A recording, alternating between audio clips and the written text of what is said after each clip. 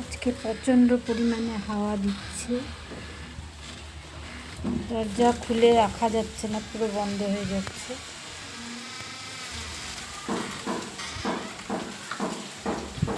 আর ওই আম গাছটাতে দেখতে পাচ্ছেন আমের পাতাই দেখা যাচ্ছে না, আম গাছে খালি ফুল ফুল। এরকম বেশি আমের মুকুল আসলে শুনেছি ঝড় বাতাস বেশি হয়। বড়মশাই এসেছে, আসার সময় অনেক ধরনের সবজি নিয়ে এসেছে, তো সবজিগুলো গুছিয়ে রাখছি। মটর এনেছে অনেকগুলো, তো রান্না করার সময় সুবিধা হবে মটর, তাই জন্য আমি মটরগুলোকে ছুলে তারপর কিছু প্লাস্টিকে রেখেছি, আর দুটো ডিব্বাতে রেখেছি। এখানে সবজিগুলো গুছিয়ে নেব। এখানে সবজিগুলো গুছানো হয়ে গেছে, সমস্ত সবজিগুলো সুন্দর করে আমি গুছিয়ে রেখে দিলাম। দুপুরে ঘুমাইনি, না ঘুমিয়ে আমি রেস্ট না করে এগুলোই করেছি।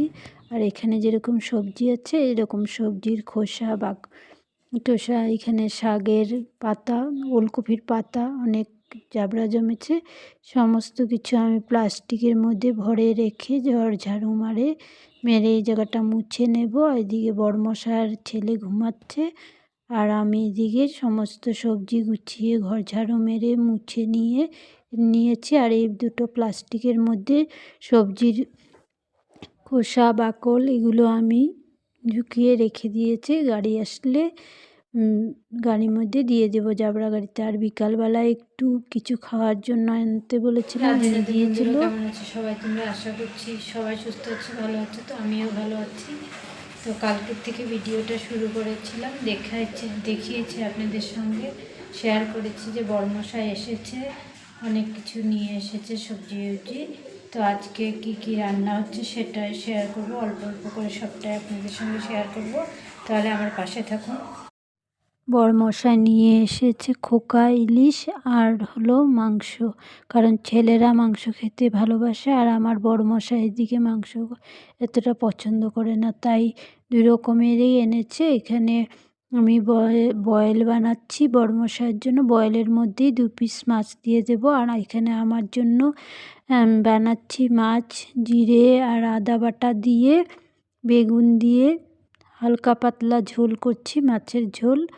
এখানে আমি মশলার সাথে বেগুনগুলোকে ভালো করে কষিয়ে নিয়েছি, কষিয়ে নিয়ে পাতলা ঝোল করে বানাবো। আর এদিকে আমি মাংসগুলোকে মেরিনেট করে রেখে দিচ্ছি সমস্ত মশলা দিয়ে। আদা বাটা দিয়ে কালো জিরা ফোড়ন দিয়ে মাছের ঝোল বানিয়েছি বেগুন দিয়ে।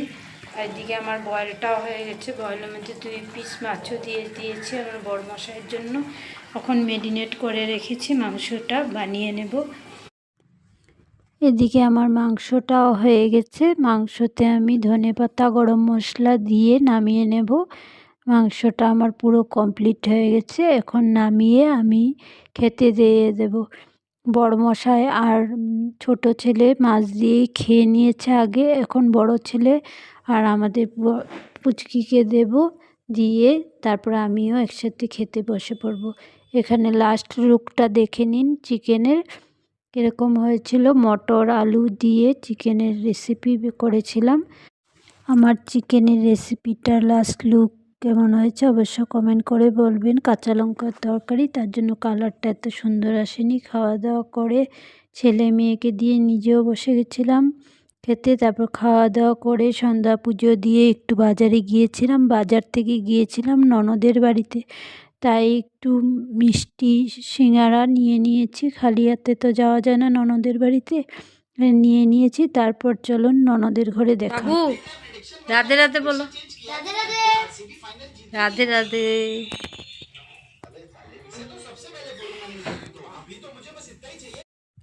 অনেক দিন পর গিয়েছিলাম ননদের বাড়িতে, তাই জমিয়ে গল্প হয়েছে দুজনের মধ্যে। ননদ আর বৌদি খুব গল্প করলাম।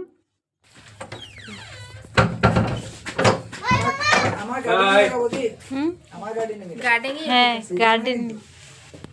আমার ননদ এখানে ফুল গাছ লাগিয়েছে, খুব সুন্দর লাগছে, তাই ভেবেছি যে একটু আপনাদের সঙ্গে। হ্যাঁ, তোমাকে এনেছি তো ভিডিওতে। অনেক সময় বসে গল্প করলাম, এখন প্রায় 9:30 বেজে গেছে, এখন চলে যাব। এই যে আমার ননদ। হাই, বৌদি আসছে, আমার খুব সাপোর্ট করবেন, লাইক শেয়ার কমেন্ট করে দেবেন সবাই।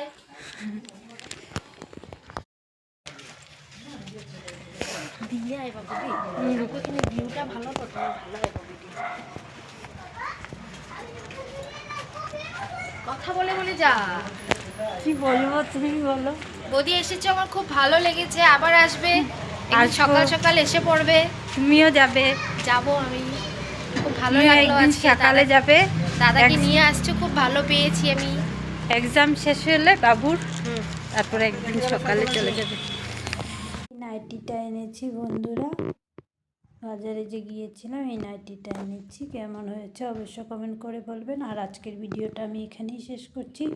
বাই, রাধে রাধে। আবার একটা নতুন ভিডিওর সঙ্গে আপনাদের সঙ্গে আবারও দেখা হবে। ততক্ষণ সবাই সুস্থ থাকুন, ভালো থাকুন, সাবধানে থাকুন।